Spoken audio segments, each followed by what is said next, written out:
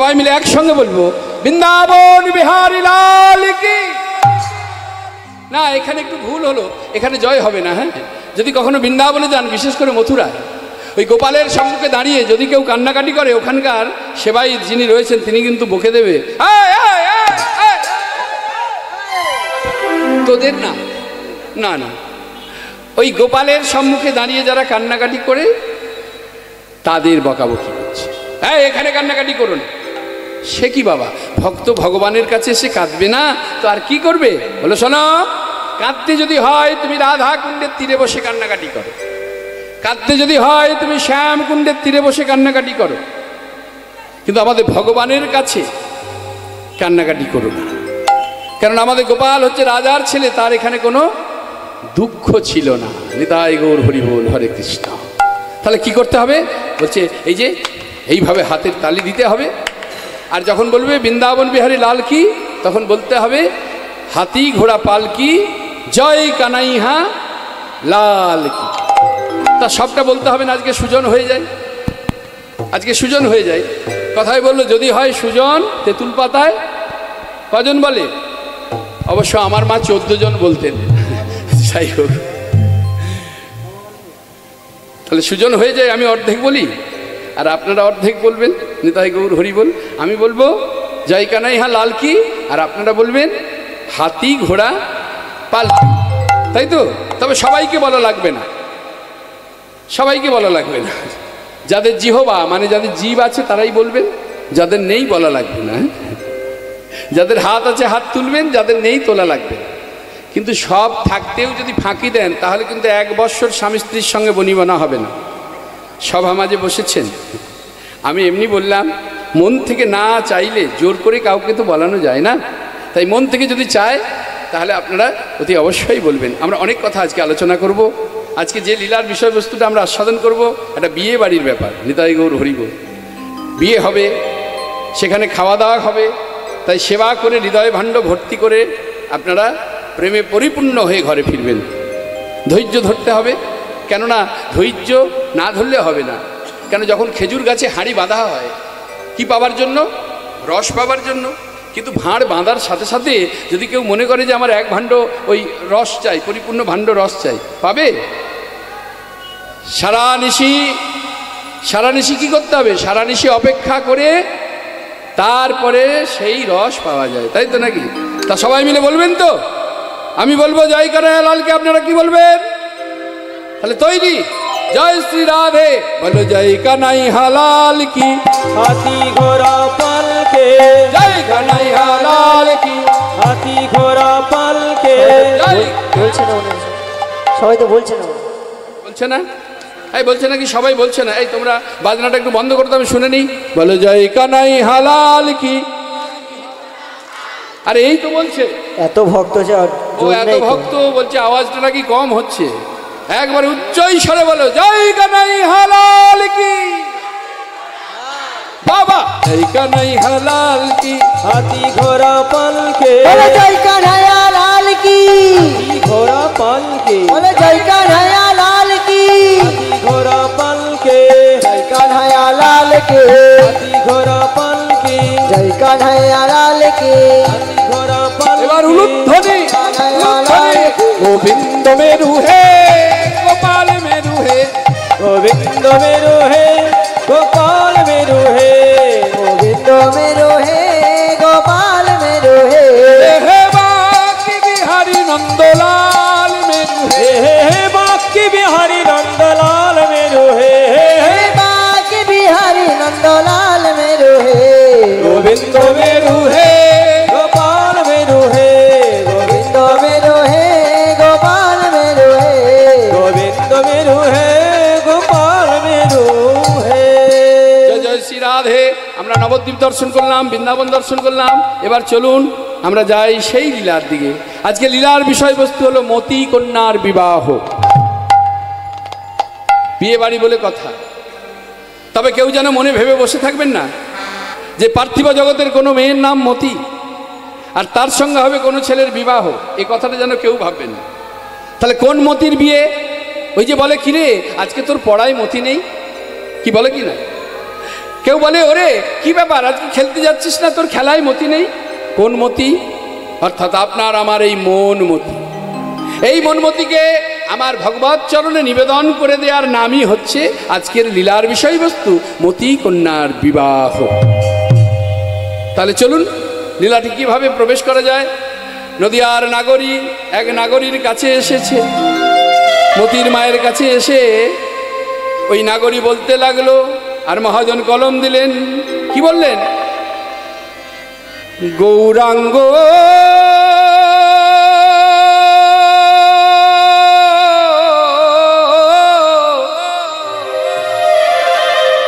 গৌরাঙ্গ প্রেয়সী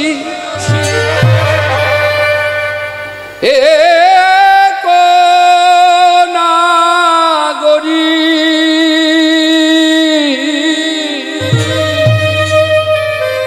নাগরী রে কহিতে থারি।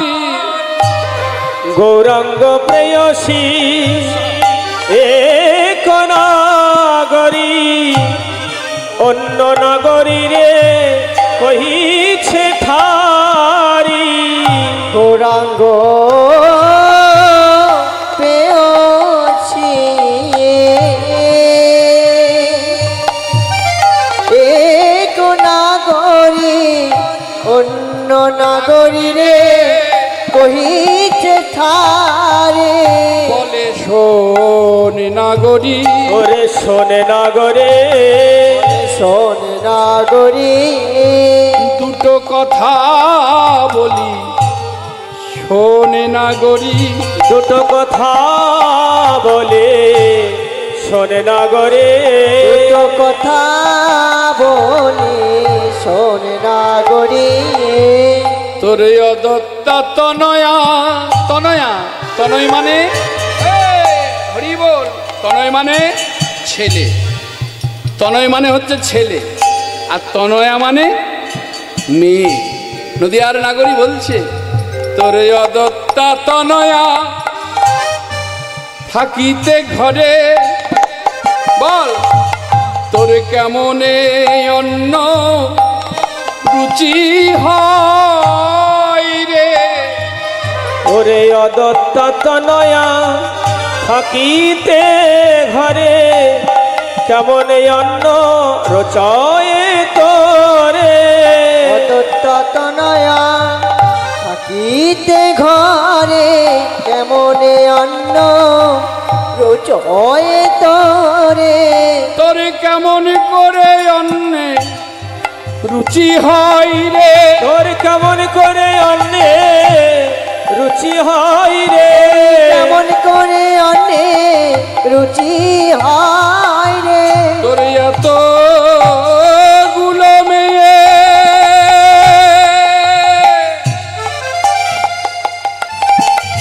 থাকিতে ঘরে কেমন করে অন্নে রুচি হয় রে। তোর এতগুলো মেয়ে থাকিতে ঘরে, বলিতে না মতির বিয়ে দেনা।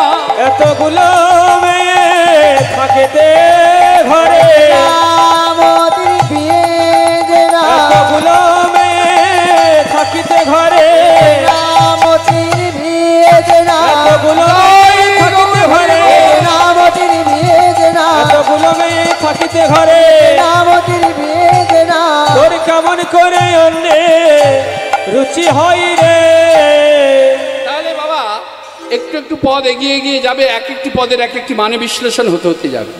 আমাদের সংকল্প হচ্ছে মন দিয়ে শুনতে হবে, বুঝতে হবে। আর যেখানটা বুঝতে পারবেন না, আমি আমাদের ঘরের ছেলে, বলবেন বাবা দিনু, অত বড় নাম বলতে হবে না।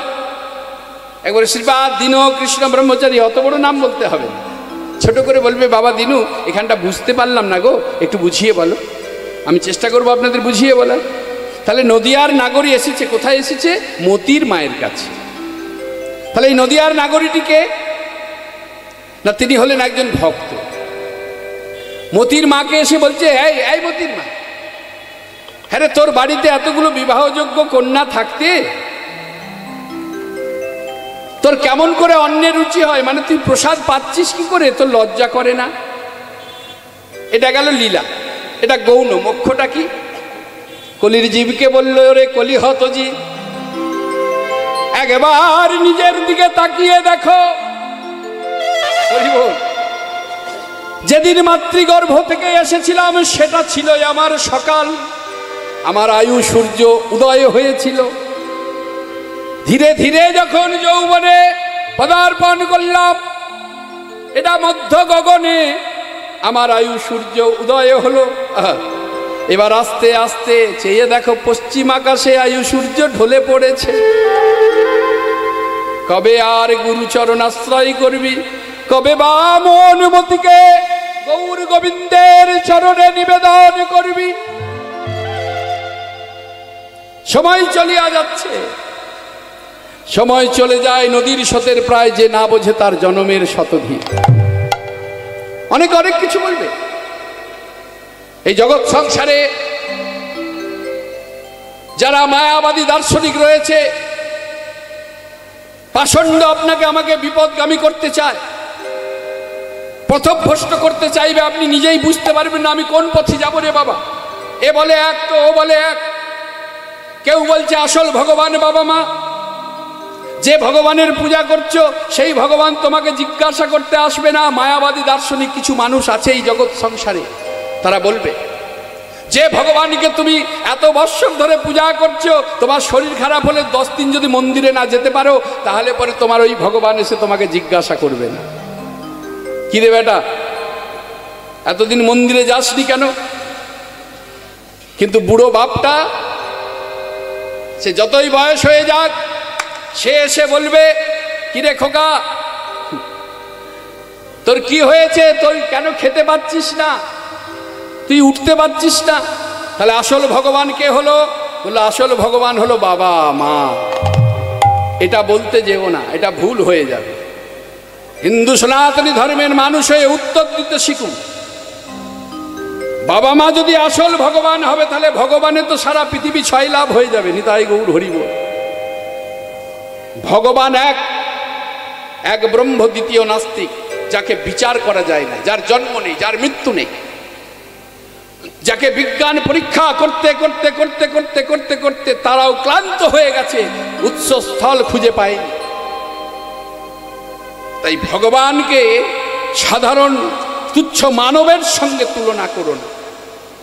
ভগবানের পরে ভগবান আমার বাবা মা, এটা আমি বলতেই পারি। নিতাই গৌর হরি, সে আমার বাবা মা। ভগবান ভগবান। এখন পাষণ্ড দার্শনিক মায়াবাদীরা বলবে, এই যে বাবা দীনকৃষ্ণ, তুমি কি ভগবান দেখেছ কি? তা এখন যদি এই ভক্ত সমাজে আমাকে জিজ্ঞাসা করে, বাবা দীনকৃষ্ণ তুমি কি ভগবান দেখেছো? আমি বলবো না, আমি তো ভগবান দেখিনি।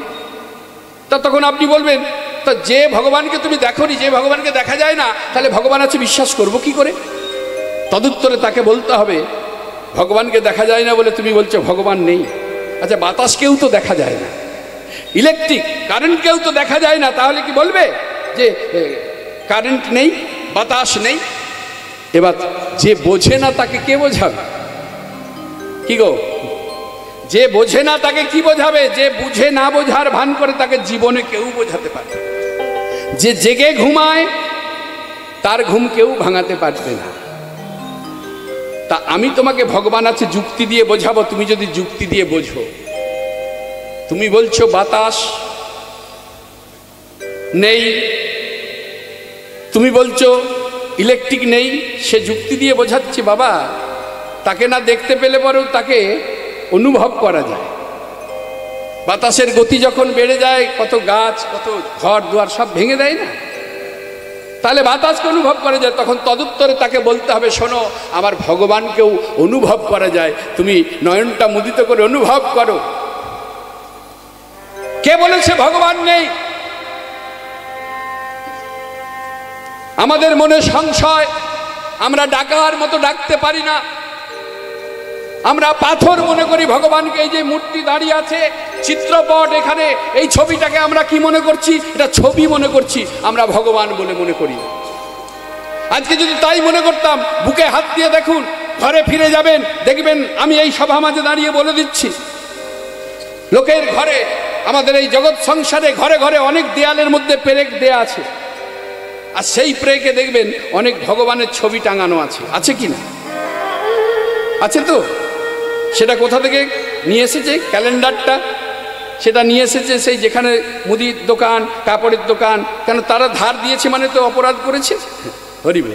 তাই ধারও দেবেন মানুষকে সাবধানে, কেন ধার দেওয়ার পর আপনি হবেন ভিখারি আর সে হবে জমিদার। বললো সে আবার কি বাবা? হ্যাঁ, দেখবেন আপনি ধার দিলেন, ধার দেওয়ার পর এবার আপনাকে তার কাছে চাইতে হবে, কিরে কবে টাকাটা দিবি, আর সে জমিদারের মতো আপনাকে ডেটের পর ডেট দিয়ে যাবে। নিতাই গৌর হরি বল। তাই ধারও খুব সাবধানে দিতে হয়। তা সে ধার দিয়েছে মানে অপরাধ করেছে, সে কিছু টাকা আপনার কাছে পায়, আমার কাছে পায়, সেই টাকাটা আদায় করার জন্য বেটাকে কি করবে, আর একটা আমন্ত্রণ পত্র